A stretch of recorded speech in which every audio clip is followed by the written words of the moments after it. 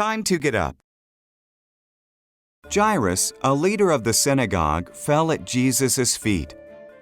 "My little girl is dying," he cried.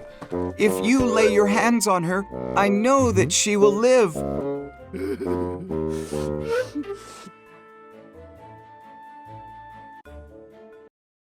Pushing through the crowd, they met some men from Jairus' house. "Your daughter is already dead," they said. "Don't be afraid," said Jesus. "Believe, and your daughter will be healed." They arrived at Jairus' house and found people weeping for the girl. "Why are you weeping?" Jesus asked. "The girl's not dead. She's only sleeping." The people laughed at him.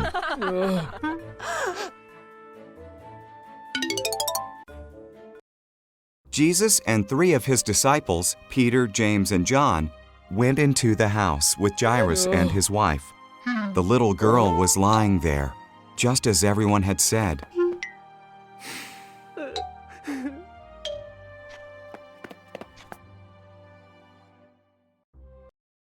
Jesus took her hand. Then he said, "Stand up, little girl." And she did. She even walked around the room.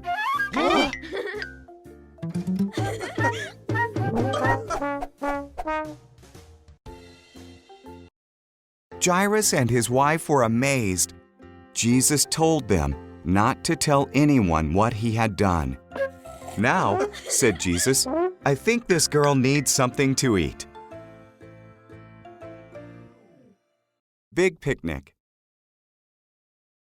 Jesus had finished teaching. Everyone was hungry. "Send them away to buy food," his disciples said. But Jesus wanted to show the people that they could trust God.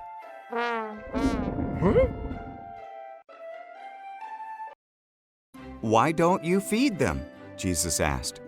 "It would take a year's wages to buy bread for them all," his disciples cried. "How much food do you have?" asked Jesus. "There is a boy here," said Andrew, "who has 5 loaves of bread and 2 little fish." Jesus smiled. "Perfect. Tell the people to sit down on the grass."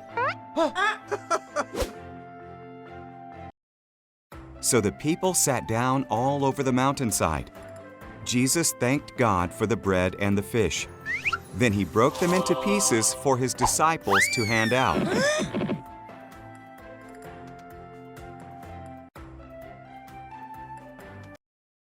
Jesus' disciples passed out bread and fish to the whole crowd. There were 5,000 men and lots of women and children too. Everyone ate as much as they wanted. Afterwards, the disciples gathered up the leftovers. There were 12 baskets full, from just 5 loaves and 2 fish. The people knew they could trust God to care for them. Coming home. Why does Jesus spend time with people who do bad things? The religious leaders wondered. So Jesus told them a story about God's love. This is how it went.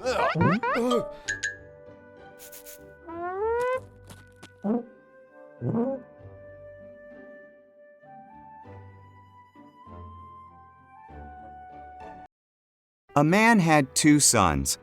The younger son asked for the money he would get when the father died. Heartbroken, the father gave his younger son half of his property.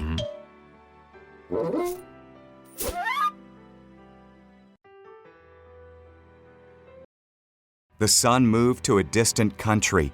He wasted all the money. Then a famine came, and he had to feed pigs. He wished he could eat the pigs' food.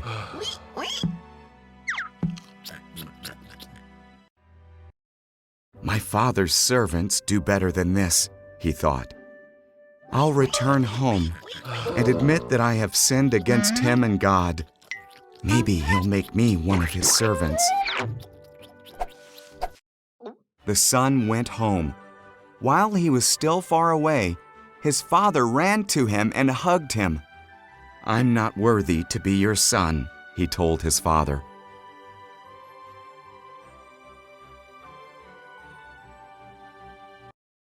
"Bring my son my best robe," the father told his servants.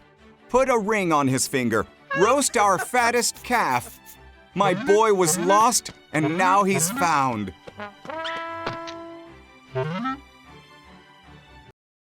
The older son was angry when he heard about the celebration. "It's not fair," he complained.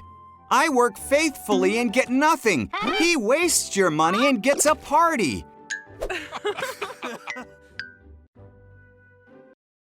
"All that's mine is yours," the father replied. "Your brother was dead. Now he's alive. He was lost. Now he's found. So what can we do but celebrate?"